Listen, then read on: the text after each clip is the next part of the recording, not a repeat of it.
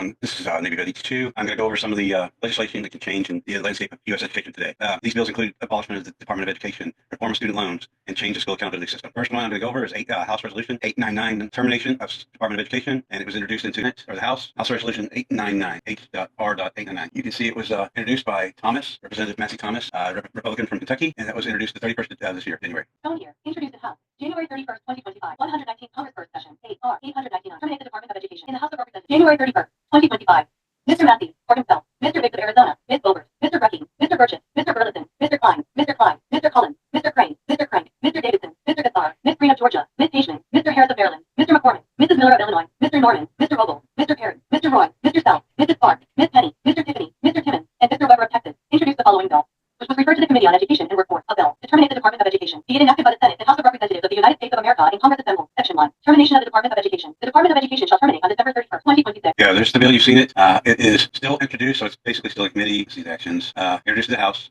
referred to House Committee of Education and Workforce, and that's where it is right now. So that's one we need to keep an eye on. That is to abolish the Department of Education. Abolishing the Department of Education could decentralize education governance, shifting control to state, local authorities. This may lead to various variations in education standards and resource allocations across the state. And you can find this on Congress.gov. But yeah, we did this. This was before the Department of Education, and it was getting to the point where when you went from one state to the next, they weren't teaching the same curriculums and such. I mean, still you're behind in some classes. This could be a bad thing for everyone. The next thing, proposal to transfer student loan management to SBA, Small Business Administration. This was proposed by President Trump on March 31st, 2025. The proposal aims to move $1.6 trillion student loan portfolio of the Department of Education to the SBA. Critics argue that the SBA lacked the infrastructure and expertise to manage student loans, potentially leading to administrative challenges and disruptors for borrowers. Okay, and this is a political article, and yeah, they've tried once before to turn it over to a private agency for collections, and what ended up happening is people were paying way over what they're supposed to be paying. They weren't clearing the bill out of the Department of Education. They weren't able to get their certificates. A whole bunch of things just piled upon each other, and even after they took it over, the student going to SBA, which is not a good idea. They do handle loans, but they don't handle them directly. They handle them from outside source. You talk to them, but there's actually a third party doing the loaning. Savings opportunities and affordable repayments. SOAR plan. This was introduced by Senator Merkley. I know I'm pronouncing that wrong. Introduced by Senator Jeff Merkley and Tim Kaine. And this legislation was helped to keep the Biden student loan repayments plan that he had for $8 million. They wanted to keep that going because it was getting paid. It's getting paid back. There's nobody going to change it, so they want to leave it like this. So these are two serious things that we need to key in on. And I would recommend contacting your congressman. Actually, on all three things. The termination of the Department of Education is really bad for everybody. The loan changing it over to SBA is going to create a turmoil in the transfer, and it's going to overtax the SBA, Small Business Administration. Trying to get up to speed on that. The savings document opportunities. That's self-explanatory. It's to help people repay their loans and keep them at a reasonable rate. And state legislative. This is for Texas State. Texas State legislative. Texas Senate Bill 965. This is to allow school prayer in the school. It's a GOP.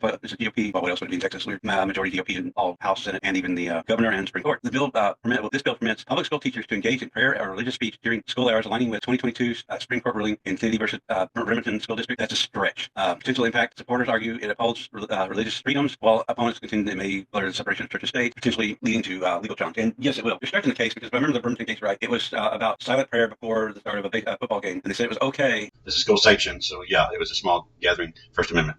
Thank you. They're saying they're going to have the teachers do it, so it's not over the PA system. But I think that's a stretch of the rule because it's really saying you can't do it in mass because not everybody believes the same thing. And the case was football game holding the silent prayer on the sideline to start the game. That would be the same as inside school, and I think that is a stretch. And they're trying to Georgia education budget allocation. Here's for you people in Georgia.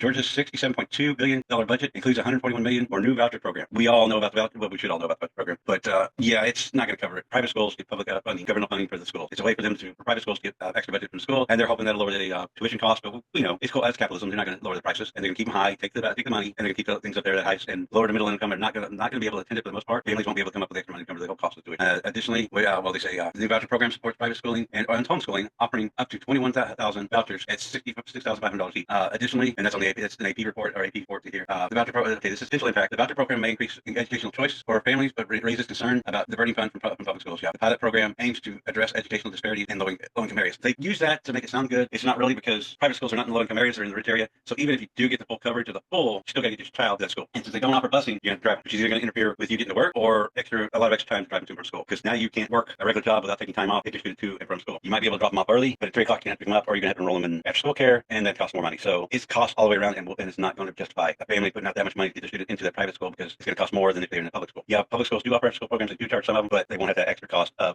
tuition to go to that private school. And no matter what Congress says, they do not pay the whole amount. They say they pay a percentage, and you have to come up with the others either through loans, grants, or hopefully happiness or scholarship. The last thing on this is the school accountability reform. Houston Schools is doing a lot to change the school district, and it's creating issues. I'm still going through some of the videos with the school board meetings. The Texas Senate Bill 1962, 1962 is a bill to reintroduce this A through F school accountability. And that way, we're an A plus, yeah, that's what they're using to put people in different schools as their assessment and academic rating. Basically, it was evaluation based upon a test, and that's how they rated the schools. They rated on how well the school's atmosphere was and all that. Trying to say they're going to do that now, but it's an okay system, and I understand how they can use it, but I can also see the backlash of it. It's okay. Here we go. Summary: the proposed bill to Texas AFD, and that's it's a Houston Chronicle. You can actually pull it up on archives. You don't have to go through the paywall. But it's a proposed bill. The bill proposes reforms to Texas A through F school accountability rating, including the bill proposes reforms to Texas A through F accountability rating system, including preventing school districts from suing the state over ratings and replacing the state of Texas assessment of academic readiness with shorter but better designed tests. The reforms aim to enhance accountability and assessment efficiency, but have sparked debate over local control and the fairness of the rating system. That I think I agree with. These legislative developments, ongoing debates, and shifts in the U.S. education system, emphasizing federal and state level stakeholders, including educated students and policymakers, remain informed and engaged in all these bills address, given their potential significant impacts educational policy and practice nationwide. Yes, they do. Here's the bill. Let's see what it says. It passed Texas code to prevent school district from challenging state annual accountability in court. Districts should also prohibit under the legislation for public school public funds to sue the state agencies except it's explicitly authorized in the state law. It would support an arbitrary. If a district's good state anyway, the bill would allow the TEA commissioner to appoint conservative order them to withdraw from the legal proceeding. Districts that ignore the conservative orders and continue the lawsuit could then have their elected trustees replaced with a. Oh wow. Okay. And this is going to say if they sue the state, Texas Education, then if they ignore the conservative that appointed and say withdraw your complaint, they're going to replace them. Like your father, remember your love. There's nothing you can do about it, and that's the rest of the story. Thank you. Goodbye.